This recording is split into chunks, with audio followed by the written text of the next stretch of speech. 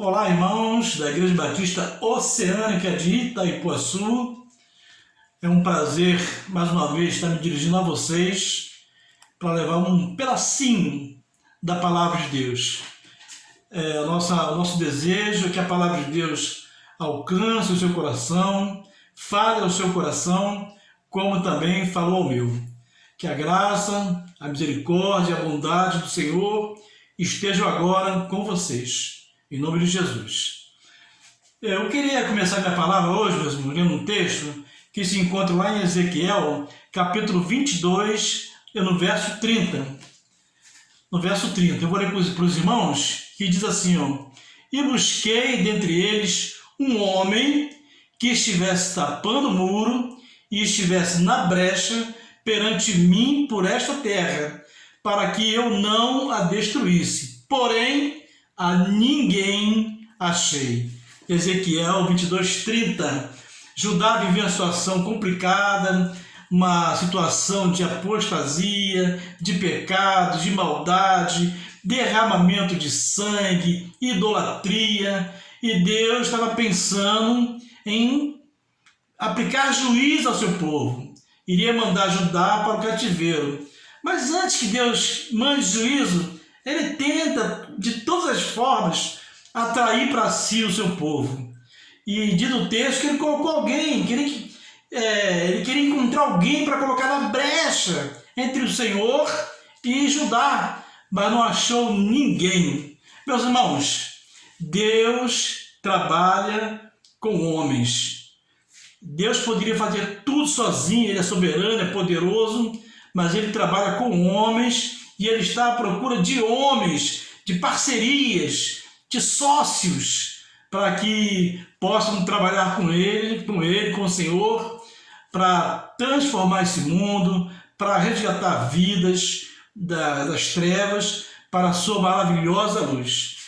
A minha avó, ela tinha um pensamento, e ela compartilhou esse pensamento com o meu irmão, e eu falei, será que é coisa da minha cabeça isso? Eu vou perguntar ao meu irmão. E meu irmão está em Brasília, está passando uns diazinhos lá e deve voltar hoje ou amanhã, já está de volta. E eu liguei para ele ontem e falei assim, mano, você lembra que vovó tinha uma frase que ela dizia assim, faça de Deus o seu sócio. Faça de Deus o seu sócio. Era uma fala da minha avó. Aí, o meu irmão falou assim, mano, ainda hoje aqui em Brasília, eu estava reunido aqui com algumas pessoas e eu me recordava exatamente dessa fala da vovó. A vovó dizia isso mesmo. Faça de Deus o seu sócio. E ele dizia lá para os companheiros que, graças a esse conselho, a vida do meu irmão tem sido abençoada, apesar das lutas, das dificuldades. Ele percebe a mão de Deus junto a ele, junto à sua família, apesar das lutas. Apesar das dificuldades. Faça de Deus o seu sócio. E quando a gente fala em sociedade, a gente lembra de empresa, né? Lembra de empresa, lembra de que as empresas têm lá seus sócios e tal. Mas não é disso que a gente quer falar. A empresa que eu quero falar com os irmãos é a empresa chamada vida. Não negócio, ganhar dinheiro, produção, exportação, nada disso. A empresa a qual me refiro é a empresa chamada vida. Nós sabemos que as empresas têm um contrato social. A empresa tem um contrato social que rege ali as suas demandas entre os sócios e tal. E a empresa vida também tem um contrato social, que é a palavra de Deus. O que nos rege, o que rege os servos de Deus é a sua palavra. É isso que deve reger.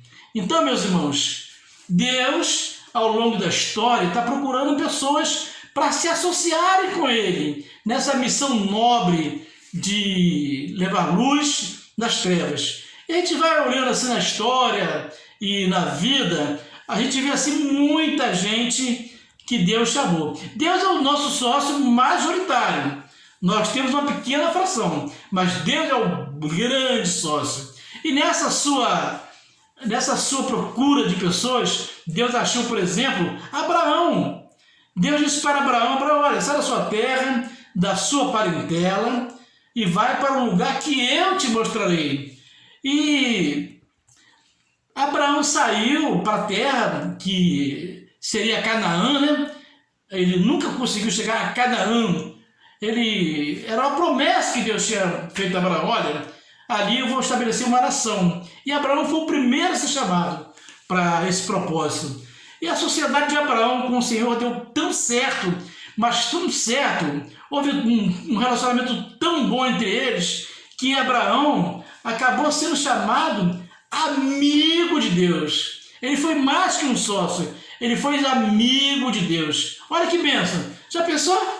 Você na sua caminhada com Deus, e Deus olhar lá de cima e falar assim, olha, o meu amigo, aquele é o meu amigo. Não seria interessante? E diz assim um texto, e cumpriu-se a escritura que diz, e creu Abraão em Deus, e foi-lhe isso imputado como justiça, e foi chamado o amigo de Deus. Está lá em Tiago, capítulo 2, 23. Davi, o homem segundo o coração de Deus, cometeu pecados, é verdade, pecados graves, é verdade, mas quem não comete pecado, quem não erra? Mas Davi, quando Deus olhava para ele, falava assim, aquele ali é um homem segundo o meu coração. E foi um grande sócio de Deus, estabeleceu o reino de Israel, um reino poderoso, uma nação sólida. E por 40 anos Davi reinou e passou para o seu filho o reino, Salomão, entregou para o seu filho um reino estruturado, graças à boa mão de Deus e à parceria entre Davi e o Senhor. Olha, Jeremias foi chamado parceiro de Deus, ele nem pensava em existir.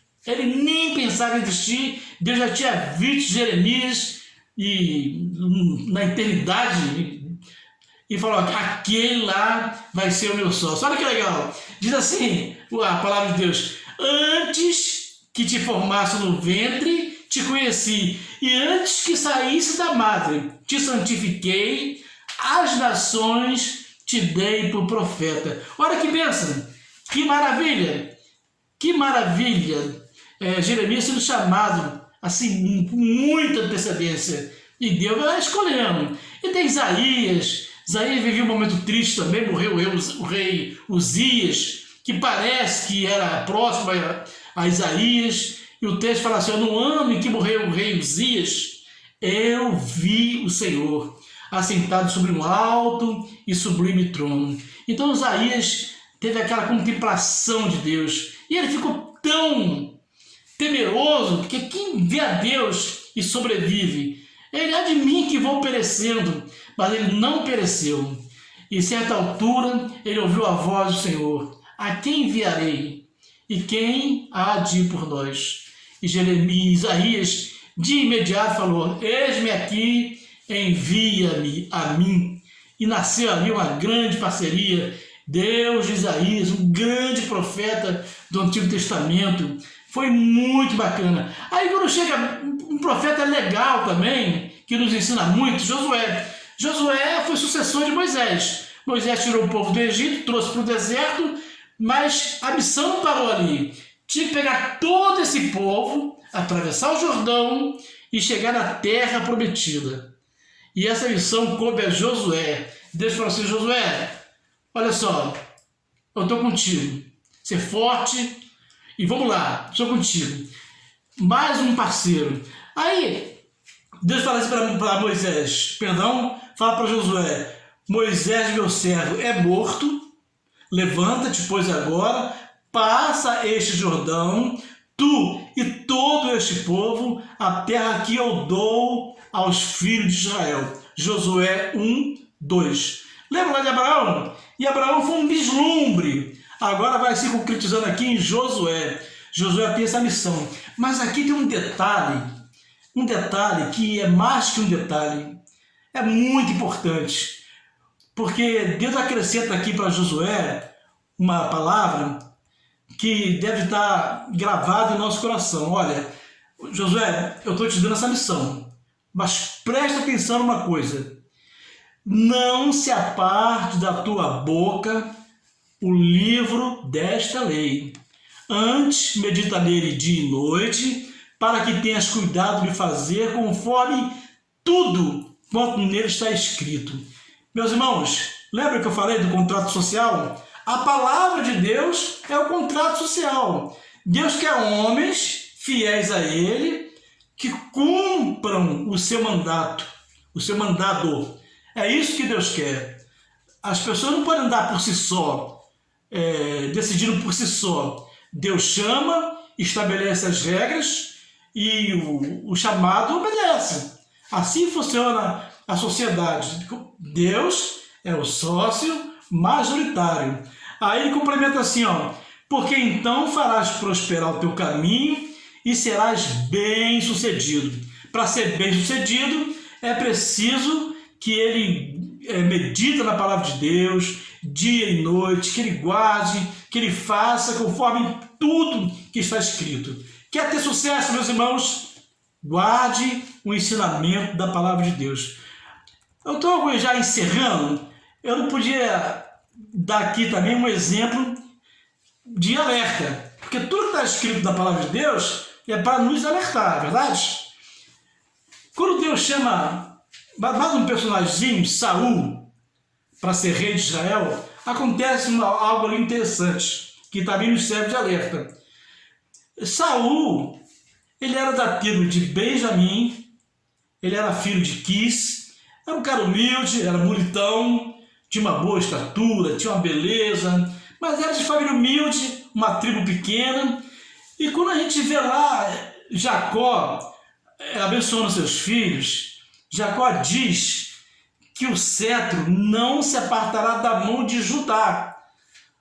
O reinado não viria de Benjamim, viria de Judá. Então diz Jacó assim, olha, o cetro não se apartará da mão de Judá até que entregue a quem de direito, que é Jesus. Então Jesus viria da tribo de Judá. O rei Jesus seria descendência dos reis de Judá. Mas por alguma razão que foge ao meu conhecimento, Deus aqui escolhe um benjamita, Saul, para ser rei de Israel. Olha só, quebrando toda a expectativa. Saul, um cara humilde, uma tribo pequena, tímido, mas Deus moveu o universo para que ele chegasse a rei. Diz que seu pai chamou Saul, falou, Saul, olha, minhas jumentas estão extraviadas. Pega um servo aqui e vai procurá-las. Saiu Saul, seu servo, e andando, nunca achava os animais, nunca achava, até que alguém disse assim, olha, tem um profeta aqui, esse camarada é muito sério e muito respeitado. O nome dele é Samuel. Então saiu Saul lá de Benjamim, foi encontrar Samuel, por acaso, entre aspas, por acaso. E ali Samuel revelou o plano de Deus. Saul seria rei. E vários sinais tiveram, vários sinais. Vale a pena ler esse texto, que está lá em 1 Samuel. Aí, na hora de que Samuel reuniu o povo para apresentar o rei, e teve ali um sorteio e tal, a família e tal, acabou saindo a família de Quis, e o sorteado foi Saul. E Saul era tão tímido que ele estava escondido atrás das bagagens. Cadê Saul? O rei é Saul, cadê Saul? Aí está escondido até que o rei acharam Saul. Então Saul, ele quebrou todo o prognóstico para ser rei de Israel. Esperava-se que ele fizesse um bom reinado, que fosse um homem fiel, um homem temente a Deus, mas quando ele foi provado, aquela prova de fogo, ele vacilou. Deus chama Samuel e fala, Samuel, eu tenho uma demanda antiga com os amalequitas, e chegou a hora de colocar em pratos limpos. Então eu quero que você fale com Saul. Saul vai guerrear contra os amalequitas, e a ordem é o seguinte, não quero ninguém vivo. Eu sei, é um texto difícil, no século XXI, a gente olha assim com certa antipatia, né? Porque sair matando todo mundo, mas Era a lei, era o Antigo Testamento, e a ordem era essa. E Saul recebeu a missão de Samuel e foi guerrear contra os amalequitas. Só que ele não cumpriu a ordem do Senhor. Ele trouxe os animais, gado, alegando que seriam para sacrifício. O rei, ele poupou e veio. E aí vem a palavra, meus irmãos, dura. Vem a palavra dura do Senhor. Ele fala assim para Samuel: arrependo-me de haver posto a Saul como rei, porquanto deixou de me seguir e não cumpriu as minhas palavras. Então Samuel se contristou e toda a noite clamou ao Senhor. Então Samuel ficou muito triste, chorou à noite e ficou angustiado. Por que aconteceu isso? E o detalhe é esse, meus irmãos. Saul, ele não cumpriu as palavras do Senhor. É isso que Deus quer dos seus servos, que cumpre a sua palavra. Não precisa inventar nada, está escrito. Agora, há poucos dias, veio um pastor famosão dizendo que a Bíblia precisa ser atualizada. Precisa ser atualizada, porque do jeito que ela está não serve mais. E a gente sabe por que ele disse isso. Não vou entrar aqui em detalhes, que foi muito triste. Ele recebeu a reprovação da Ordem dos Pastores do Brasil, da Convenção Batista Brasileira. Esse pastor tem dado assim, uma desviada da palavra de Deus. Tem sido um pouco herege. Então, meus irmãos, é necessário que se guarde a palavra de Deus, sabe? E a gente, às vezes, a gente quer amar mais que o Senhor. Aí, Samuel teve dó de Saul, teve dó. Aí, quando chega no capítulo 16, no verso 1, Deus fala assim: então disse o Senhor a Samuel: até quando terás dó de Saul, havendo eu rejeitado para que reine Israel? Se Deus rejeitou, meus irmãos, rejeitou. É lamentável, mas Deus rejeitou. Então, essa é a grande palavra de hoje. Não se deixe levar por falsos pastores, ainda que famosos, pessoas que têm um destaque na sociedade. Se ele não honra a palavra de Deus, é digno de oração, intercessão, mas não é para ser levado muito a sério, não. Não é para ser levado a sério, porque se desviar da palavra do Senhor, pessoas, é algo gravíssimo. A gente não deve ir além do que está escrito. 1 Coríntios 4, 6. Você quer ser um sócio de Deus, um sócio relevante, um sócio que esteja muito alinhado com o Senhor? Esse é o primeiro passo. Crer e observar a palavra de Deus. Não se deixe enganar, meus irmãos. Não se deixe enganar. Os homens que prevaleceram foram homens fiéis que obedeceram a palavra de Deus. Não se deixe enganar. Fique firme no Senhor e fortaleça a cada dia a sua sociedade com Deus. E encerro aqui com a palavra da minha avó. Mais uma vez, faça de Deus o seu sócio e você prosperará. Em nome de Jesus. Amém. Amém.